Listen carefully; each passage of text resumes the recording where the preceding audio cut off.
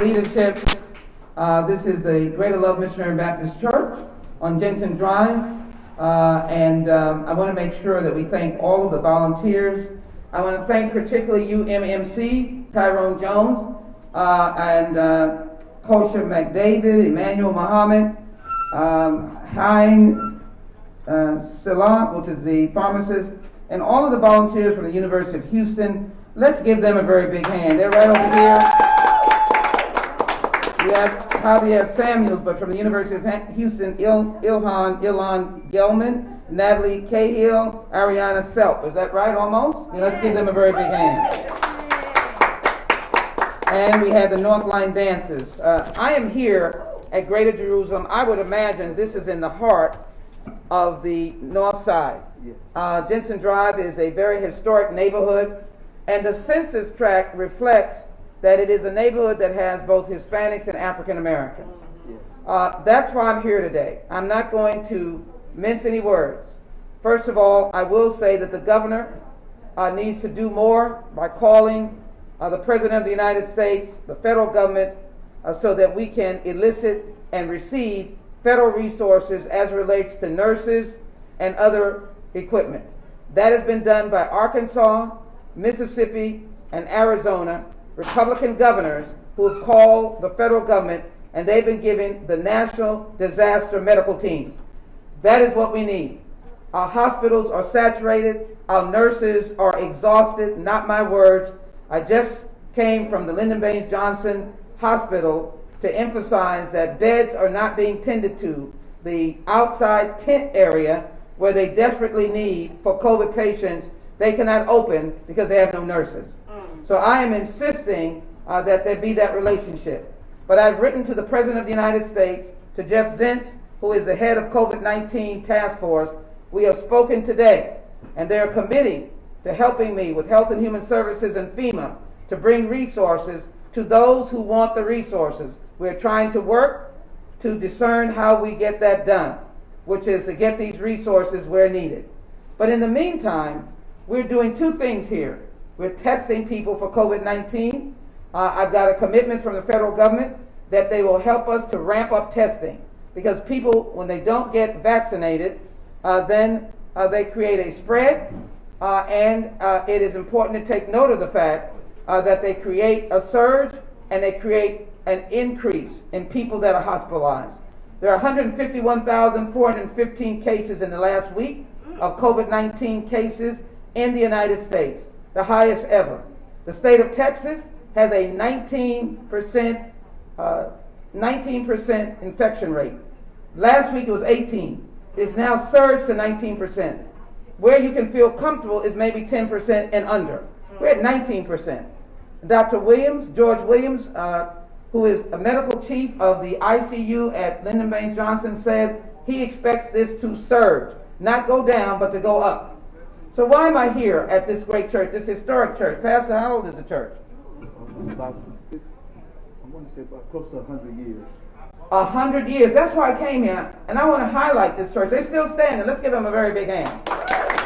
They have gotten grandmothers and great-grandmothers and great-granddads and children who have gone through this church.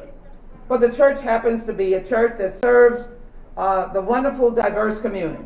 African Americans and Hispanics are living all around in this area. These are the communities that are not getting vaccinated.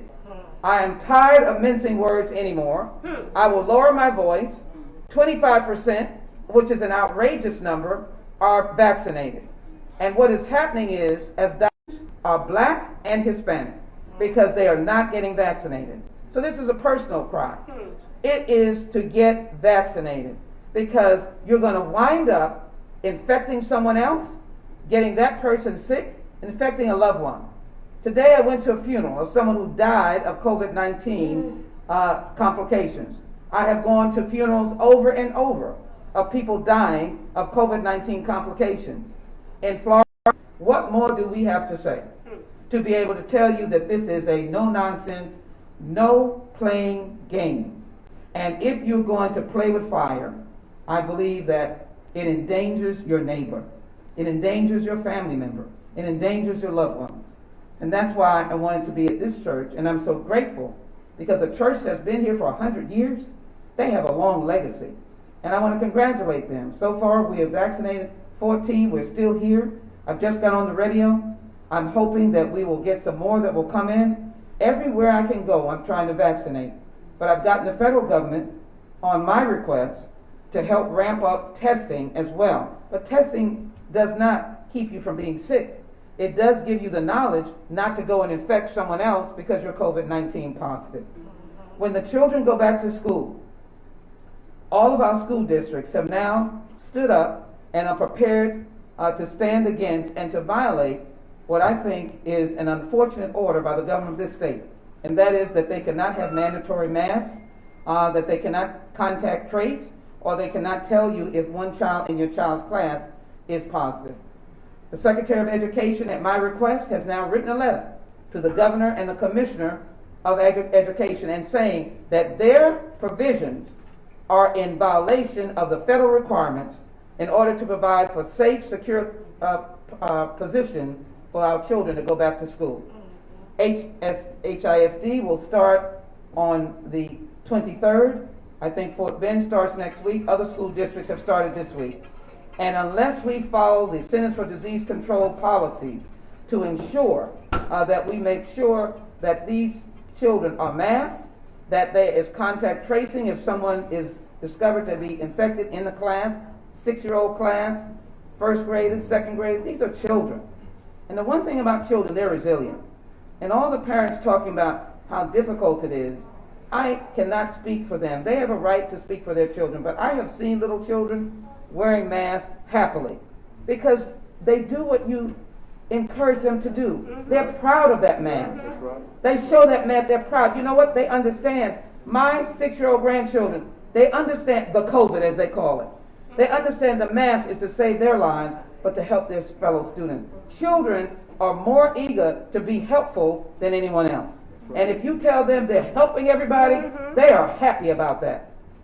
And I hear someone saying, oh, because they know from the Secretary of Education to ensure that they know that what they're doing, what they're saying to parents and others is not accurate. And that's why it is extremely important to make sure, I'm trying to make sure I have this letter. This is a letter from the Secretary of Education telling the governor that they are, and the administrator, that they're undermining federal guidelines and requirements by stopping the school districts from voluntary or mandatory masks and from doing contact tracing and from making sure that everyone is informed when there's someone infectious in school. Lastly, let me say that these are the states that have received federal help, and that is Arizona, National Disaster Medical Services, Mississippi, National Disaster Medical Services, Louisiana, National Disaster Medical Services. This is what we will get. We will stop the bleeding of nurses.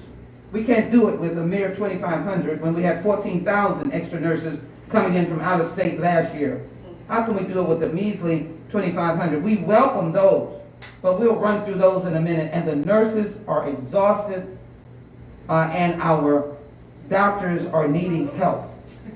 Finally, I'm very glad to say that the Lone Star and HCC nursing partnership is going to work, and student nurses will be going into the Harris Health under supervision of registered nurses to make a difference and to help save lives. I'll now take any questions. My word is that whatever I try to do, however we get federal assistance, it will be to naught if we do not get people vaccinated. Today, at this great church at 6113 Jensen Drive, we have vaccines here for you, and we have them for your 12-year-olds and above, the Pfizer vaccine. We're waiting on you. You can get this done, but if this is seen after the time, get out and get vaccinated this coming week. Thank you to this historic church, and I just want to yield for a moment to the pastor. Let us give Congresswoman Sheila Jackson Lee a hand.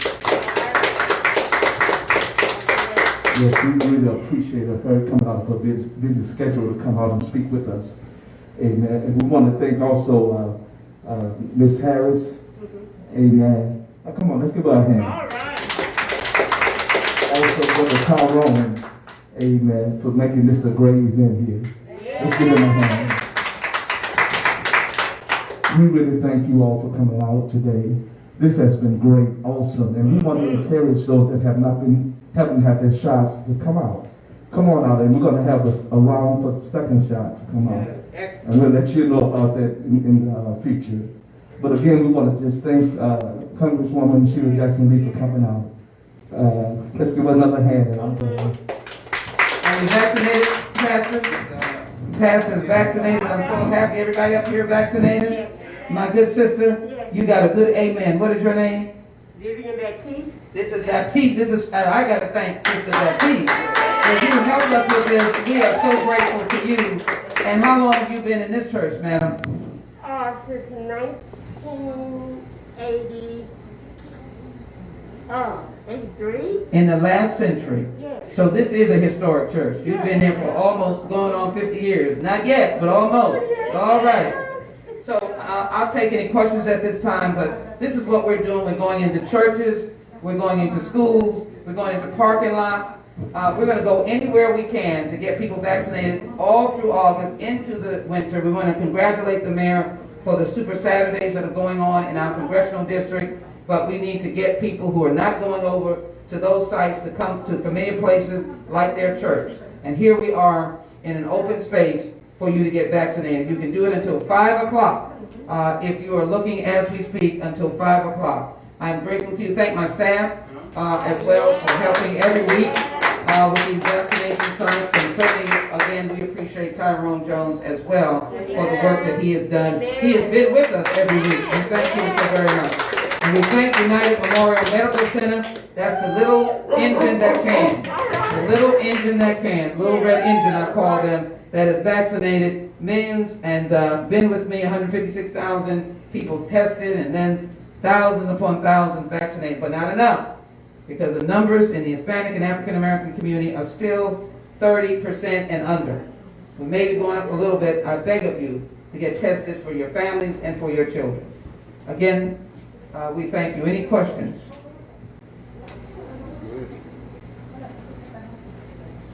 Just want to make sure that I have.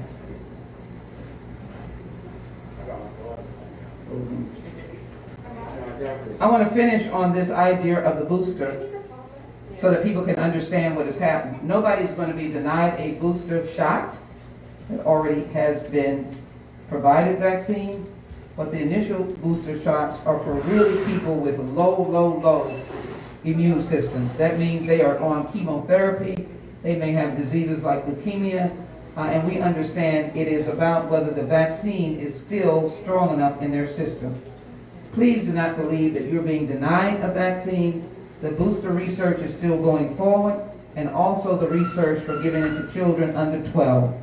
I'm glad that there is an interest and parents are interested, but while we fight that battle, we still have the battle of the mountain of people not yet vaccinated. Do you hear me? Do you hear my voice? I'm hoping someone will. I'm just saying it's no time to fool around. It's time to get vaccinated. And last point is that we are clearly sending out right now the child tax cut that many of you will find in your mailboxes, which the federal government is doing, which I have led on, and that is the $3,600 and $3,000 that you will get depending on the age of your child.